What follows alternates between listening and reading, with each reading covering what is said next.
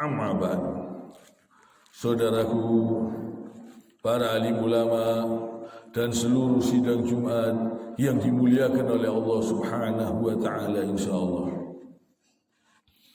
Mari kita berusaha terus, berjuang terus untuk meningkatkan amal dan takwa kita kepada Allah Subhanahu wa taala. Ini sangat penting. Karena kita ini bakal mati, kita ini bakal kembali kepada Allah Subhanahu wa taala.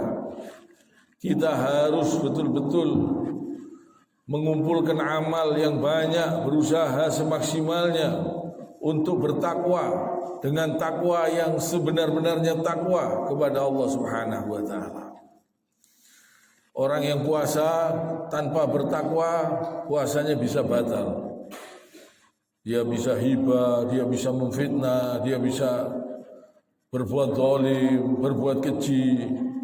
Orang berpuasa, puasanya bisa batal kalau tidak bertakwa kepada Allah Subhanahu wa taala.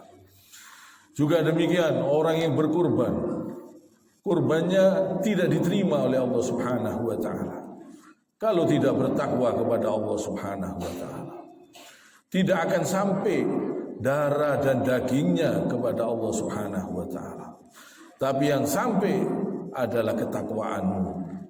Jadi intinya kita harus bertakwa kepada Allah Subhanahu wa taala.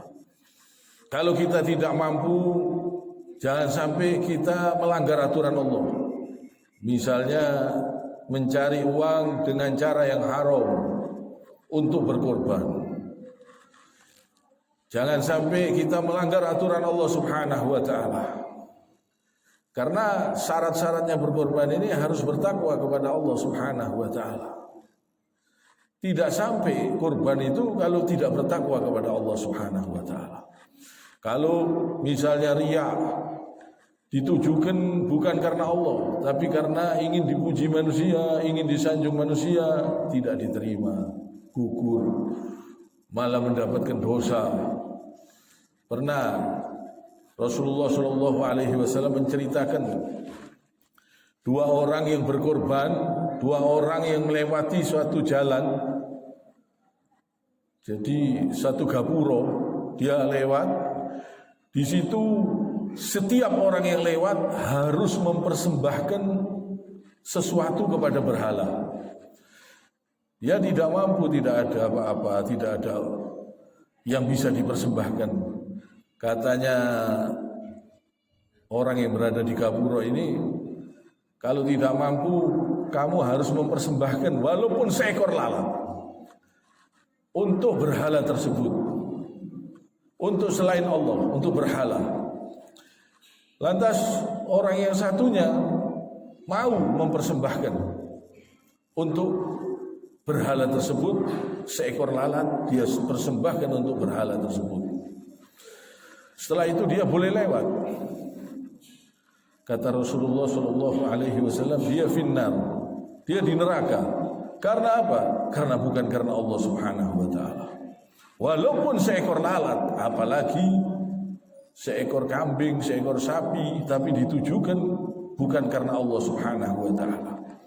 Lantas orang yang kedua, dia tidak mau. Saya tidak mau mempersembahkan walaupun seekor lalat kalau untuk selain Allah, saya tidak mau. Lantas dia dibunuh. Kata Rasulullah, dia di surga, fil jannah. Karena dia tidak mau karena selain Allah Subhanahu wa taala. Ini pentingnya niat luar biasa. Jadi walaupun orang itu kelihatannya kurbannya gede, kelihatannya besar, tapi kalau tidak karena Allah Subhanahu wa taala, itu akan mendatangkan dosa, bukan pahala tapi dosa. Karena ditujukan kepada selain Allah, karena manusia, dia ingin dipuji manusia, riya. Ini jangan sampai. Semoga hati kita dilindungi oleh Allah Subhanahu wa taala, tidak sampai berbuat riya. Semoga Allah melindungi kita semuanya.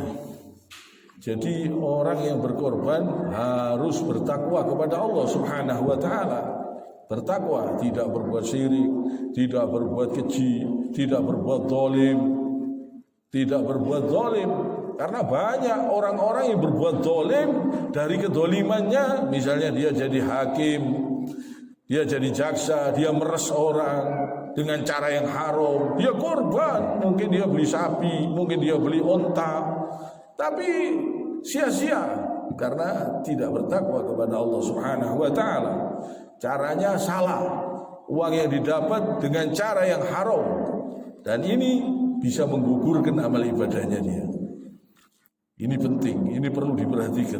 Jadi jangan kita lihat gedenya, besarnya, tapi niatnya, keikhlasannya itu dinilai oleh Allah Subhanahu wa taala. Walaupun kelihatannya kecil, tapi kalau karena Allah Subhanahu wa taala itu juga dinilai oleh Allah, dan itu berbobot nilainya kalau betul-betul ikhlas karena Allah Subhanahu wa taala. Fasholli li rabbika wanhar, maka dirikanlah salat dan berkurbanlah engkau.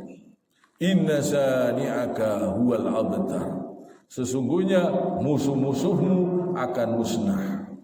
Jadi salat dan berkorban ini perintah Allah Subhanahu wa taala, tapi harus ikhlas karena Allah Subhanahu wa taala. Harus betul-betul karena Allah Subhanahu wa taala. Ini luar biasa, ini amalan untuk mendekatkan kita kepada Allah Subhanahu wa taala. Kita ikuti perintah-perintah dari baginda Rasul sallallahu alaihi wasallam, cara-cara untuk mendekatkan diri kita kepada Allah Subhanahu wa taala diajarkan semua oleh Rasulullah sallallahu alaihi wasallam. Dan kita tujukan betul-betul orang yang berkorban, inna sholati wa nusuki wa mahyaya wa mamati lillahi rabbil alamin. Sesungguhnya solatku, ibadahku, korbanku semata-mata hanya karena Allah Subhanahu wa taala. Hidup dan matiku hanya karena Allah Subhanahu wa taala.